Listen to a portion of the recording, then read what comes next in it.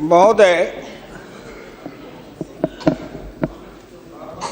मैं अपने बोलने से पहले अपने दल के नेताओं को धन्यवाद देना चाहता हूं, आभार प्रकट करता हूं कि उन्होंने ये सामान्य चर्चा में, बजट के सामान्य चर्चा में मुझे बोलने का प्रथम अवसर दिया है। शहर से ही मैं गांव का किसान हूं, गांव में पैदा लिया, गांव में पला, गांव में बढ़ा। किसी तरह से राजनीति के धारा में चलते चलते यहाँ तक मैं पहुँच गया। लेकिन जब कभी मैं खड़ा होता हूँ तो मेरी नज़र वहीं रहती है। चौधरी चरण सिंह जब भारत के प्रधानमंत्री बने तब भी उन्होंने मुझे एक बार कहा था कि हुकुमचंद, भारत का प्रधानमंत्री हूँ, लेकिन दिन में एक बार मेरी नज़र अपने गांव में चली जाती है। वही कच्ची दीवार, फूस का छप्पर, वही कच्चा कुआं, वही गाय, वही भैंस, वही बकरी, वही ज्वार, वही बाजरा। तो जो जहाँ से पैदा लेके आता है, जिस संस्कार में पलता है, आप तो संस्कृत के भी विद्वान हैं अध्यक्ष जी, मनुष्य सब कुछ भूल जाएगा, लेकिन जिस संस्कार में पला है या बढ़ा है वो कभी भूल नहीं सकता है। तो मैं तो उसी संस्कार में पला हूँ, बढ़ा हूँ।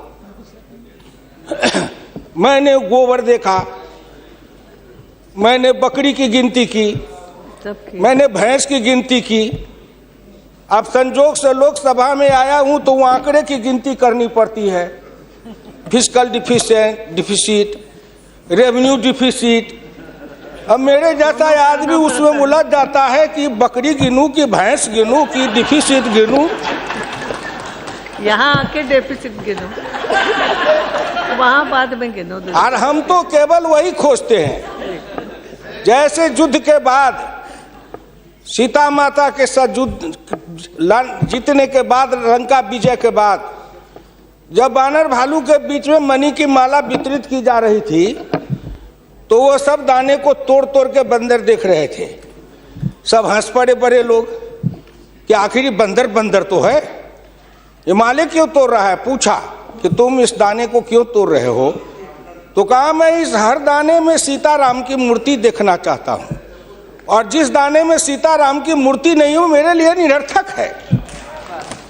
तो मैं तो बजट के हर पन्ना को पढ़ता हूँ तो देखता हूँ इसमें किसान कहाँ है, इसमें मजदूर कहाँ है, इसमें गांव कहाँ है, इसमें हमारे गाय भैंस के चारा दाना का कुछ है कि नहीं है, इसमें मेरे गांव की जो गरीब औरतें हैं जो खेत में काम करती हैं, पसीना बहाती हैं, मिट्टी पानी में सड़ती हैं, उनके शरीर से बदबू निकलता है। जीवन में कभी एक बार भी उनको लक्स और कौन रेक्सोना साबुन, कौन ये लिपस्टिक पाउडर, ये छूने का, देखने का अवसर नहीं मिलता है। क्या उसकी दुनिया को इन्होंने देखा था? मैं उन्हीं से पूछना चाहता हूं। अब तो बड़ी बड़ी बात करते हो, आगे दिन पीछे गए, गुरु से किया न है तब पछतावा होत क्या, चिड़िया चुग गई खेत। जिस समय गांव को देखना था, किसान को देखना था, मजदूर को देखना था, गरीब को देखना था, पिछड़ा को देखना था, दलित को देखना था, गांव की सड़कों को देखना था, गलियों को देखना था, कुआं को देखना था, आपने देखा क्या? आप तो देखते रहे कहीं। ये दो हिंदुस्तान, एक हिंदुस्तान में दो हिंदुस्तान आपने बनाया। एक है भारत, एक है India, that is called Hindustan. आपने बनाया ना। मैं आज भी कहता हूं, अगर मेरे गांव के किसी को उठावे, आंख में पट्टी बांध दे, हिंदुस्तान के कहीं भी, उड़ीसा हो, बंगाल हो, कहीं हो, किसान को लावे, गांव में आंख पर पट्टी बांध दे और एक बार इंडिया गेट पर उसकी आंख को खोल दे, उसको लगेगा कि हम स्वर्ग में चले आए, कि बैकुंठ में चले आए, कि इंद्रपुरी चले आए। इतना का अंतर है। मैं 1977 में एमएलए बन के आया, इंडिया गेट के किनारे पैदल टहल रहा था, एक बड़ी गाड़ी में एक बड़ा कुत्ता जा रहा था, वो अपने मुंह को निकाल के जी लपलपाते जा रहा था। मैं गांव का आदमी खड़ा होकर सोचने लगा कि कुत्ता जरूर कुछ कह रहा है। मैं एमपी था, कभी दिल्ली देखा नहीं था, मेरे अंदर से आवाज आई कि कुत्ता कह रहा है क्या है, तू गांव का किसान, गरीब, मजदूर, पिछड़ा, दलित, तू क्या जन्म लेके करने आया है?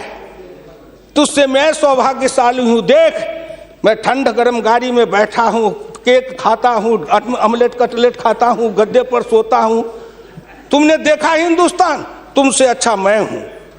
उस दिन मुझे लगा कि इस हिंदुस्तान के बड़े लोगों के कुत्ते भी मुझसे अच्छी जिंदगी जी के रहे हैं और मुझे उस जिंदगी से भी बदतर जिंदगी जिलाने वाले कोई नहीं है, आप हैं।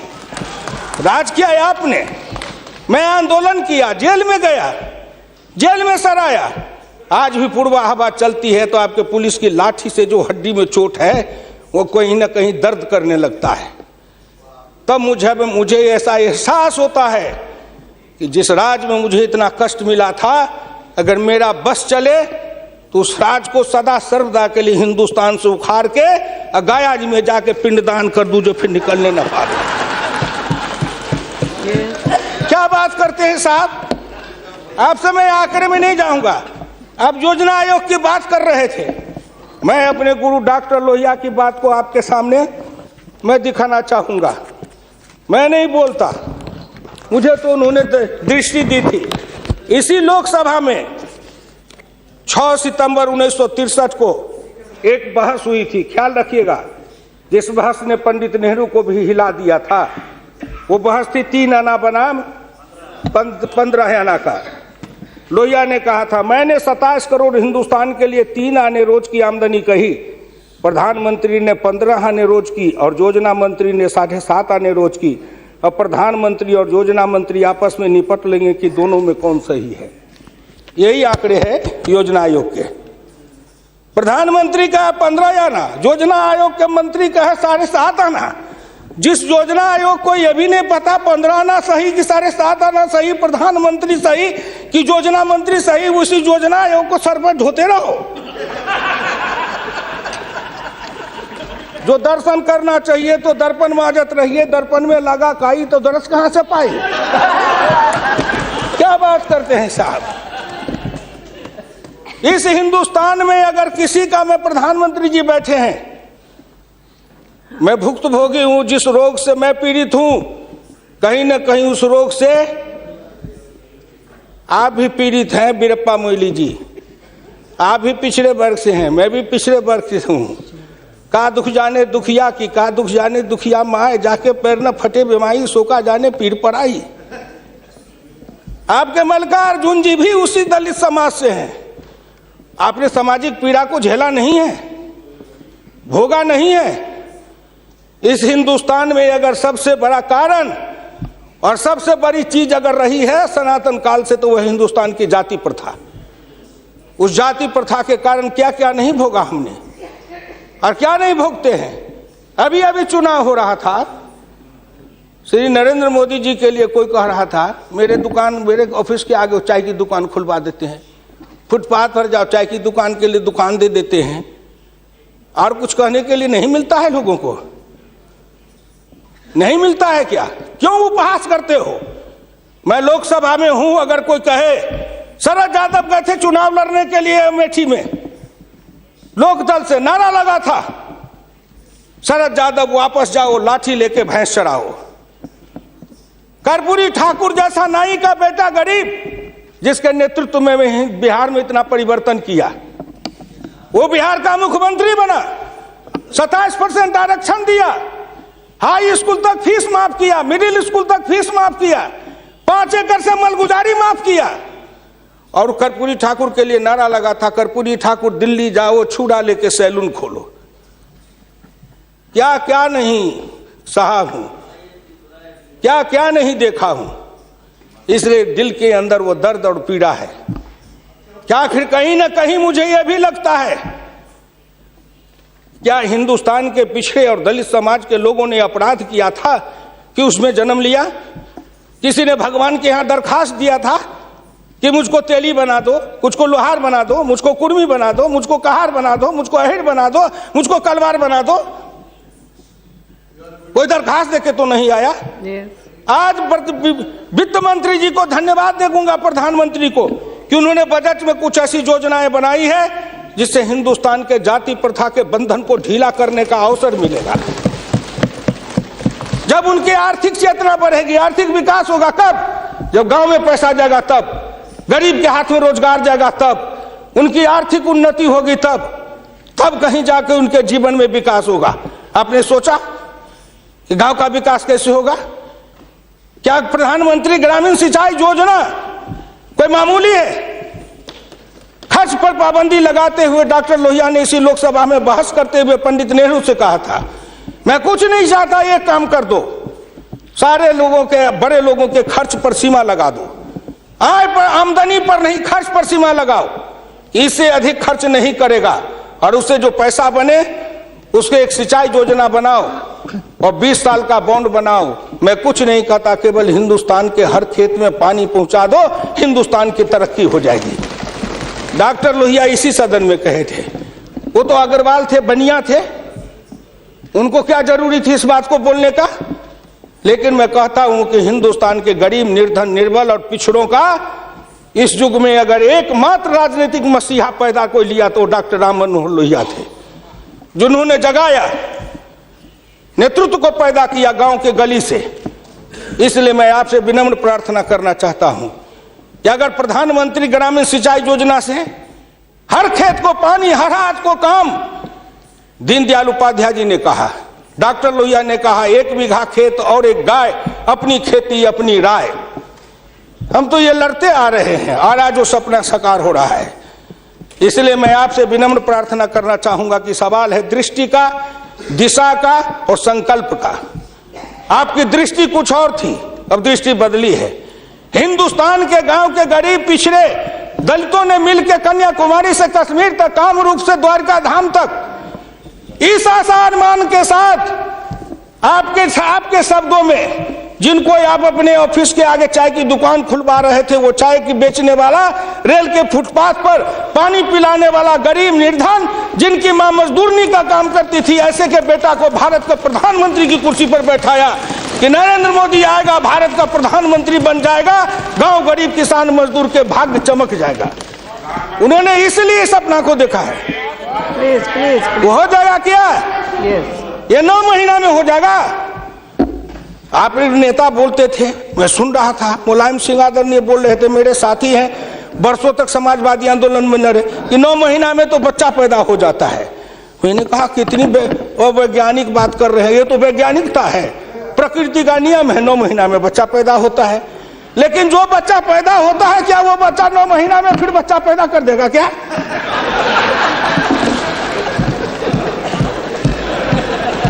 कितनी आप वैज्ञानिक बात बोल रहे हो? इस सरकार का 9 महीना हुआ, 10 महीना हुआ, सरकार पैदा हुई, अब क्या सोचते हो? आप क्या सोचते हो?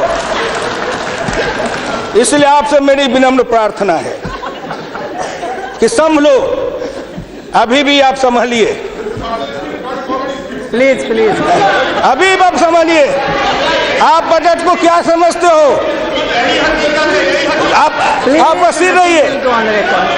मैं वीरप्पा मोइली साहब नहीं हूं।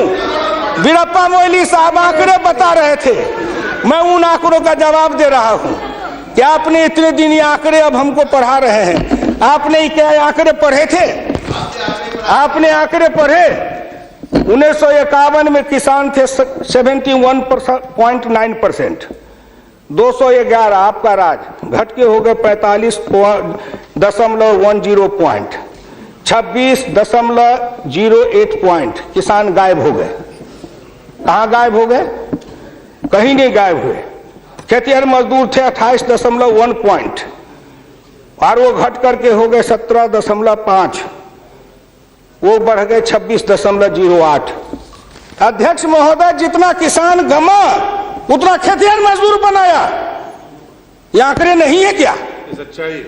ये सच है कि नहीं? तो आप बजट बनाते रहो। बड़े बड़े अर्थशास्त्री आए, एक विद्वान आए अर्थशास्त्र के, कहां से? वो हार्वर्ड वाले। हमका कहा है हार्वर्ड? हमने कहा इस देश को कर देगा हार्वर्ड। तो हर्बट वाला हर्बर करेगा। हिंदुस्तानी अर्थशास्त्री चाहिए अरुण जेटली के जैसे। और ये कहां गए बोलिए? अगर ये चौधरी चरण सिंह हिंदुस्तान के जितने कृषि अर्थ ग्रामीण अर्थशास्त्री हुए, जेसी कुमारप्पा से लेकर चौधरी चरण सिंह तक, सबने एक ही बात कहा, खेती पर से जो जो भार घटेगा त्यों तो गांव की उन्नति होगी, किसान खुशहाल होगा। खेती पर से भार को कम करो। आपने कम किया, लेकिन हमको बनाया क्या? ऑफिसर बनाते, नौकरी देते, उद्योग लगाते, हाथ में काम देते, साइकिल देते, मोटरसाइकिल पर चढ़वाते, तब न समझते। हम किसान थे, हमको मजदूर बना दिया, झुग्गी झोपड़ी में डाल दिया, गंदी जिंदगी, कीड़े की जिंदगी जीने के लिए हमको रख दिया। जो गांव में बसने वाले थे वो 82.7 थे और घट के हो गए 68.08। 14% गांव के लोग गायब हो गए। कहां गायब हो गए? गायब होके कहां गए? आपके यहाँ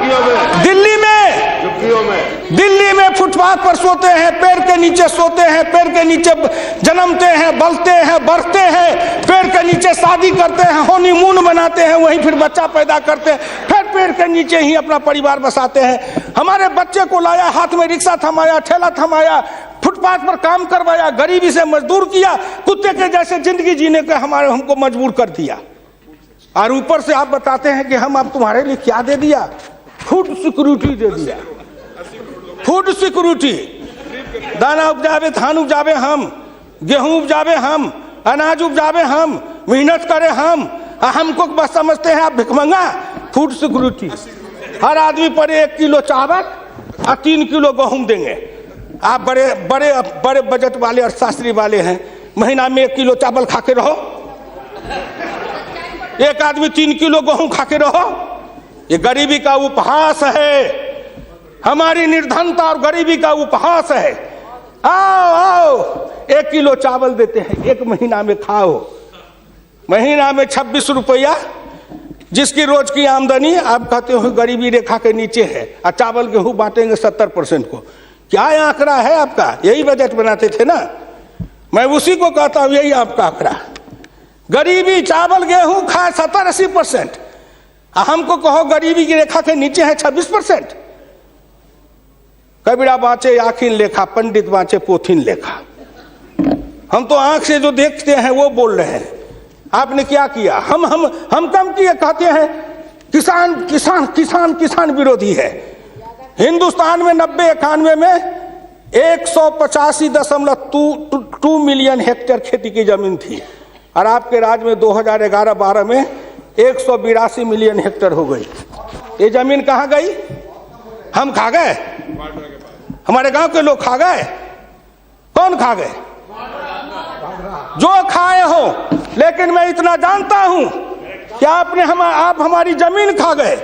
और दूसरे तरफ जो गैर कृषि योग्य भूमि थी 90-91 में 21.22 मिलियन हेक्टेयर, 11-12 में हो गए 26.29 हेक्टेयर। गैर कृषि योग्य भूमि बढ़ी है, कृषि योग्य भूमि का ह्रास हुआ। उल्टे बात कहीं पर निगाहें, कहीं पर निशाना। न कुछ मिले तो कुछ कहिए, न कुछ मिले तो विरोधी में गए तो कुछ न कुछ तो कहना है ना, नहीं तो दुनिया कैसे देखेगी कि विरोधी का काम कर रहे हैं। इसलिए आपसे मेरी विनम्र प्रार्थना है, अगर विरोधी का काम भी करना है तो आप अपने नेताओं को कहिए कि कुछ दिन हमारे पास आए, 6 महीना ट्रेनिंग दे देंगे कि हम विरोधी थे तो क्या करते थे। अरे नाटक भी करिए तो किसी डायरेक्टर से सीख तो लीजिए। जो गरीबी का डायरेक्टर है उससे सीखे नहीं, और गरीबी का नाटक खेल रहे हैं। एक गांव में नाटक में हनुमान जी का पाठ करने वाला नहीं आया। उसने सोचा कि आज तो नाटक नहीं होगा। एक बहुत मोटा तगड़ा दुकानदार था, उनको पकड़ लाया, कहा तू नाटक कर, केवल खड़ा रहना। और जब वो खड़ा होकर पाठ करने लगा तो रावण ने डांट के कहा कि कहाँ गए, लाओ तेल घिलाओ, इसके पूंछ में आग लगाओ। उसको हुआ कि अब तो जल के मरेंगे। तो कहा हजूर हम तो हनुमान जी नहीं है, हम तो बनिया है, अपनी दुकान चला रहे थे। वैसे ही आप नाटक करिएगा। इसलिए आपसे मेरी विनम्र प्रार्थना है आपसे मेरी विनम्र प्रार्थना है कि इसको देखिए। दिशा, जब तक आपके पास में दृष्टि नहीं बनेगी, आपकी दिशा नहीं ठीक थी, आपकी दृष्टि नहीं ठीक थी, तो आप संकल्प क्या कर रहे थे? चलता है सब, आप कहे कि हम भी चले, आपका बजट चला, आपकी अर्थनीति चली, आर्थिक विषमता, सामाजिक विषमता, राजनीतिक विषमता, प्रशासनिक विषमता। क्या मैं पूछता हूं कि आपके किसी बजट से इन विषमताओं को अंत करने के लिए कोई काम किया? नहीं किया। इसलिए हमारे गुरु डॉक्टर लोहिया कहते थे कि हिंदुस्तान में जब तक जाति प्रथा है और जब तक इस जाति प्रथा का रोग रहेगा तब तक हिंदुस्तान का कल्याण नहीं होगा। भ्रष्टाचार के पीछे भी जाति प्रथा है। कोई माननीय प्रधानमंत्री बैठे हैं, हिंदुस्तान के अंदर किसी को अगर चाहेंगे कुछ कर दे, प्रधानमंत्री रहते हुए क्या है जो कर देंगे? जिस जात का सरकारी नौकर होता है, मैं भी इतने दिन तक 54 वर्ष रह के देखा, मंत्री रह के देखा, जिस जात का सरकारी नौकर, उसके ऊपर कलम उठाइए तो उसके जात का न जाने कहां से कहां सभी जगह से लोग आ जाते हैं उसको बचाने के लिए। जात पर हमला, अगर किसी बेईमान पर हमला है तो जात पर हमला, किसी भ्रष्टाचारी पर हमला है तो माना जाता है जात पर हमला है। इस जात को तोड़ने के लिए सबसे बड़ा कदम उठाना पड़ेगा। मैं वित्त मंत्री जी को धन्यवाद देता हूं, प्रधानमंत्री जी को, कि कुछ योजनाएं ऐसी आई हैं, लेकिन मैं एक प्रार्थना करूंगा। हमको कहते हैं कि आरक्षण की बात मैं कहता हूं शुरू दिन से, सदन सहमत हो और आप भी सहमत हो तो प्रधानमंत्री जी से कहूं कि तुरंत लागू करिए, लेकिन इसमें सहमति का सवाल है, राष्ट्रीय सहमति, सदन की सहमति, आपकी सहमति। सब आरक्षण मेरा खत्म कर दीजिए, लेकिन एक कर दीजिए, सरकारी नौकरी और सरकारी सेवा, इन दोनों के लिए अंतर जातीय विवाह को अनिवार्य करिए। न रहेगी जाति, न रहेगा बांस, न बजेगी बांसुरी, जातियां टूटेगी। अंतर जातीयता के कारण हिंदुस्तान में एक जाति बनेगी, वह जाति बनेगी भारतीय, वह जाति बनेगी मानव जाति। इन जातियों के रेखा को तोड़िए। इसके लिए अगर कर सकते हैं तो आप सहमत है तो बोलिए। आप कहते हैं गरीब और अमीर मिटा देंगे, लेकिन न्यूनतम और अधिकतम की रेखा तय कर दे, यह सरकार करना चाहे, नरेंद्र मोदी जी चुटकी में कर देंगे, क्योंकि इनका क्या बिगड़ेगा? इनका कुछ नहीं बिगड़ेगा। नरेंद्र मोदी जी अगर न्यूनतम और अधिकतम की रेखा तय करेंगे तो इनका कुछ जाएगा, न परिवार का जाएगा, न बाल बच्चे का जाएगा, किसी का कुछ नहीं बिगड़ने वाला है। लेकिन चिल्लाने लगेंगे तो हम 100 से कम न 1000 से ज्यादा समाजवाद का यही तकाजा। बड़े समाजवाद की बात करते हैं, मैं ज्यादा समय नहीं लूंगा, मैं इनको समाजवाद की बात अपने गुरु डॉक्टर लोहिया की पढ़ के सुना दूंगा। और हमारे कुछ समाजवादी हैं, अब वो तथाकथित समाजवादी हो गए हैं, समाजवादी तो रहे नहीं लेकिन तथाकथित हैं। आप मुझको कह देंगे कि आप भाजपा में चले गए, मैं भाजपा में क्यों आऊं? आपके ऐसे दल बने, इस दल के टुकड़े 1000 हुए, कोई यहाँ गिरे कोई वहां गिरे, मैं कहाँ दौड़ा फिरता, मैं चला आया भाजपा में। मैं भारतीय जनता पार्टी के नेताओं को धन्यवाद देना चाहता हूँ कि हुकुमदेव नारायण 3 बरस से ज्यादा किसी पार्टी को दुरुस्त नहीं रहने देता था। आज 20 बरस से भारतीय जनता पार्टी में अटल अटक खड़ा हूँ। इस पार्टी में जब तक कोई ताकत नहीं है, अडवाणी जी में, अटल जी में, नरेंद्र मोदी जी में, इन सब लोगों में जब कोई गुण नहीं है, तो मेरे जैसे उदंड आदमी को 20 वर्ष तक अपने पिंजरे में रख लिया है, कोई साधारण योग्यता है? इस बात को समझो। मैं आखिरी में कहूंगा अध्यक्ष महोदय, समाजवाद हर किसी से सिद्धांत की तरह एक होता है थोक, एक होता है फुटकर, एक होता है सगुन, एक होता है निर्गुण, एक होता है सिद्धांत, एक होता है कार्यक्रम। समाजवाद से एक सीढ़ी नीचे उतरो, उस सीढ़ी का नाम है बराबरी। उस बराबरी से एक सीढ़ी नीचे उतरो। गौर करिएगा कौन कौन बराबरी? आर्थिक बराबरी, सामाजिक बराबरी, राजकीय बराबरी, धार्मिक बराबरी। उससे एक सीढ़ी और नीचे उतरो, तब उसके बाद आएगी समता, संपूर्ण समता, संभव समता। तब एक सीढ़ी और नीचे उतरो, तब अधिकतम और न्यूनतम की सीमा लगाओ। ये धार्मिक बराबरी की भी बातें भी की गई है। अगर हम धार्मिक बराबरी पर जी समाप्त करेंगे, अगर धार्मिक बराबरी पर मुझे कहा जाए तो मैं कहने लगूं तो कितनी अपनी पीड़ा सुना दूंगा कि धार्मिक बराबरी इस देश में कैसी है। उसके संबंध में मैं ज्यादा समय नहीं लेकर के केवल आपके सामने मैं सुना देना चाहूंगा। समन्वय दो तरह का होता है, एक दास का समन्वय, एक स्वामी का समन्वय। मैं नहीं कहता, महान समाजवादी अर्थशास्त्री डॉक्टर लोहिया ने इसी सदन में 26 मार्च 66 को कहा था। गौर से शब्दों को सुनिए। समन्वय दो तरह का होता है, एक दास का समन्वय, एक स्वामी का समन्वय। पिछले 1000 बरस के इतिहास से हिंदुस्तान ने स्वामी का समन्वय नहीं सीखा, वह एक दास का समन्वय रहा है। मैं तो श्री नरेंद्र मोदी जी सरकार से कहूंगा कि 1000 साल से भारत दास भाव से सांस्कृतिक समन्वय में रहा है। अगर वो स्वामी भाव का समन्वय में भारत आना चाहता है तो क्या अपराध है। इसलिए उन्होंने कहा इस संबंध में मैं खाली परदेशियों को ही दोष नहीं देता, उनके सबब से जितने भी इतिहासकार हैं वे सभी जहर में बिल्कुल घुल जाते हैं। आज भारत के 2 इतिहास के स्कूल हैं, एक डॉक्टर ताराचंद, एक डॉक्टर मजुमदार, एक और है जो दोनों के दोनों इसी समन्वय धारा के हैं, विविधता धारा के हैं। भारत क्या है उसको भूलकर भारत के जो विभिन्न अंग है उनकी तरफ निगाह चली जाती है। क्या बात करते हैं साहब। तो इससे मेरी विनम्र प्रार्थना है सदन से, अध्यक्ष महोदय, मैं हाथ जोड़ के प्रार्थना करता हूं सदन से भी, और इस लोकसभा के चैनल को हिंदुस्तान के करोड़ों लोग देख रहे हैं। मैं उन गांव के गरीबों, किसानों, मजदूरों से कहता हूं, गांव गरीब, मजदूर, किसान, पिछड़ा, दलित और नौजवान, मिलके देश बनाओ, आओ देश बनाएंगे। और नरेंद्र मोदी के प्रधान रहते हुए एक बार नहीं, अगर हिंदुस्तान में आपने जितने दिन रहा, एक बार में तो थोड़ी सी रेखाएं बनाई जाएगी, दूसरे बार में मिट्टी डालेंगे, तीसरे बार में तब न पिचिंग करेंगे।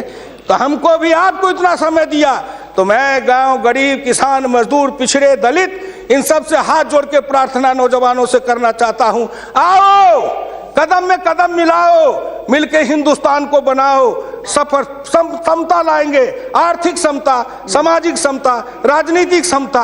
अगर इन्होंने मुझको 12 रुपया महीना पर जीवन बीमा कर दिया तो बड़े लोगों का कलेजा फटने लगा कि 12 रुपया में सबको जीवन बीमा कर रहे हैं। खेत में काम करेंगे, बीमार पड़ेंगे, मरेंगे, तो हम जिम 1 रुपया, हाँ 12 रुपया साल, 12 रुपया साल, 1 रुपया महीना। तंबाकू का गुटखा भी खाते हैं तो 3 रुपया में मिलता है, उससे भी सस्ता जीवन बीमा इस सरकार ने दे दिया गरीबों को। कलेजा तो इसलिए फट रहा है, कलेजा में दर्द इसलिए है, इन्होंने जो और योजनाएं चलाई, गाय के पशुपालन के लिए, गाय के उत्थान के लिए योजना, इत्यादि इत्यादि कई योजना है, क्या गिनाऊं। हरि अनंत हरि कथन अनंत। मुद्रा बैंक बनाए, उसमें छोटी इकाई वाले को कर्जा देंगे, छोटी इकाई, वो छोटी इकाई का जो गांव वाला कर्जा खाएगा उसको किसको देंगे ये। इसलिए आपसे मेरी विनम्र प्रार्थना है कि 1 सेकंड में, 1 मिनट में इस बात को कह के खत्म करूंगा। राष्ट्रीय नमूना सर्वे के मुताबिक देश में 5.70 करोड़ उद्यमी हैं, इनमें 11 लाख करोड़ रुपए की पूंजी लगी हुई है, इनसे 12 करोड़ लोगों को रोजगार मिल रहा है। लेकिन इस क्षेत्र के उद्यमियों को पूंजी में कर्ज का हिस्सा केवल 4% है, जबकि अनुमान के अनुसार बीते 22 वर्षों में बड़े उद्योग में 50 से 60 लाख करोड़ रुपए की पूंजी लगी हुई है, इनसे मात्र 22 लाख लोगों को रोजगार उपलब्ध है। ये छोटे उद्योग, बढ़ई को, लोहार को, कुम्हार को, हजाम को, ये जो छोटे छोटे, ये जाति छूटेगी इससे। जाति आधारित हिंदुस्तान में पेशा है और पेशा के आधार पर जाति बनाया गया। अब इन रोजगार के जरिए उनके हाथ को काम देंगे, उन छोटे उद्यमियों को रोजगार देंगे। इनके कलेजा में दर्द हो रहा है कि नरेंद्र मोदी आया है, मुद्रा बैंक बनाएगा, गांव के गरीबों के हाथ में रोजगार जाएगा। ये गरीब बनेंगे पहलवान, गरीब बनेंगे विद्वान, गरीब बनेंगे बुद्धिमान, गरीब के हाथ में दम ताकत आएगी तो आपके आगे शर्म गच्छामी नहीं होंगे, न फूड सिक्योरिटी खाएंगे, न मनरेगा खाएंगे। हम अपने पसीना और पुरुषार्थ से, अपनी कमाई से इस देश को बनाएंगे। हम आपके भिखमंगा बन के जिए हैं, अब हम स्वाभिमान के साथ जिंदा रहना चाहते हैं। इसलिए मैं भारत के प्रधानमंत्री और वित्त मंत्री को धन्यवाद देता हूं। बहुत बहुत धन्यवाद।